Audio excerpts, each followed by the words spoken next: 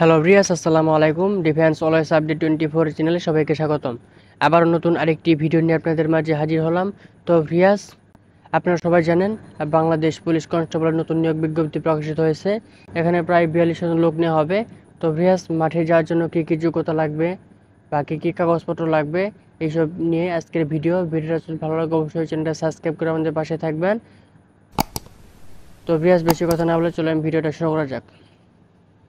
Bangladesh police মাঠে কি কি কাগজপত্র নিয়ে যেতে হবে? 1 number, admit card for physical endurance test, ডাউনলোডকৃত প্রিন্ট 2 কপি। আপনাকে অবশ্যই আবেদন করার সময় যে আবেদন কপি দিয়েছিল ওইটার 2 কপি অবশ্যই মাঠে নিয়ে যেতে হবে। শিক্ষাগত যোগ্যতা সনদপত্র এবং সাময়িক সনদপত্রের মূল কপি অবশ্যই নিয়ে যেতে হবে। এখন আমি বিষয়টা ক্লিয়ার করে বুঝিয়ে দিই। এখানে কি নিয়ে যেতে হবে।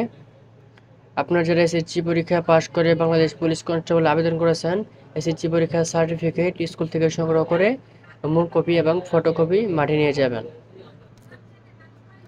3 নম্বর পয়েন্ট হচ্ছে সর্বশেষ শিক্ষা প্রতিষ্ঠানের প্রধান কর্তৃক চারিত্রিক সনদপত্রের মূল কপি নিয়ে যেতে হবে। আমি বিষয়টা ক্লিয়ার করে বুঝিয়ে দিচ্ছি। আপনি যে শিক্ষা প্রতিষ্ঠান থেকে এসএসসি পাশ করেছিলেন ওই স্কুল থেকে আপনার একটি চারিত্রিক সনদপত্র মূল কপি অবশ্যই সংগ্রহ করতে হবে। ওইটা মূল কপি অবশ্যই মাঠে নিয়ে যেতে হবে। 4 নম্বর পয়েন্ট হচ্ছে নাগরিকত্ব সনদপত্র জেলা স্থায়ী বাসিন্দা বা জাতীয়তা প্রমাণস্বরূপ ইউনিয়ন পরিষদের চেয়ারম্যানের কাছ থেকে সার্টিফিকেট সংগ্রহ করতে হবে। 5 নম্বর পয়েন্ট হচ্ছে অভিভাবকের সম্মতিপত্র, আইনানুগ অভিভাবক কর্তৃক প্রদত্ত সম্মতিপত্র পুলিশ ওয়েবসাইটে প্রদত্ত নমুনা অনুযায়ী। যাই হোক, এখন আমি ক্লিয়ারভাবে বিষয়টা বলে দিই। এখন আপনার অভিভাবক সম্মতিপত্র এই কাগজটা কোথায় পাবেন? এখন মূল কথা হলো আপনারা সরাসরি কম্পিউটার দোকানে যেয়ে বলবেন, ভাই আমার একটা অভিভাবকের সম্মতিপত্র কাগজ লাগবে। যখনই ওই কাগজটা বের করে দেবে তখনই আপনার পিতা সিগনেচার করে নেবেন, তাহলেই ভালো হবে। এটি হচ্ছে অভিভাবক সম্মতিপত্র। 6 নম্বর পয়েন্ট হচ্ছে জাতীয় পরিচয়পত্র, প্রার্থীর জাতীয় পরিচয়পত্রের মূল কপি। যদি প্রার্থীর জাতীয় পরিচয়পত্র না থাকে তাহলে প্রার্থীর পিতা মাতার জাতীয় পরিচয়পত্রের মূল কপি নিয়ে যেতে হবে। তো আশা করি বিষয়টা বুঝতে পেরেছেন। 7 নম্বর পয়েন্ট হচ্ছে সরকারি গেজেটের কর্মকর্তা কর্তৃক সত্যায়িত 3 কপি সদ্য তোলা পাসপোর্ট সাইজের রঙিন ছবি। আরেকটু কথা ক্লিয়ার করে বুঝিয়ে দিই। শার্ট পরিহিত ছবি সত্যায়িত করে মাঠে নিয়ে যাবেন।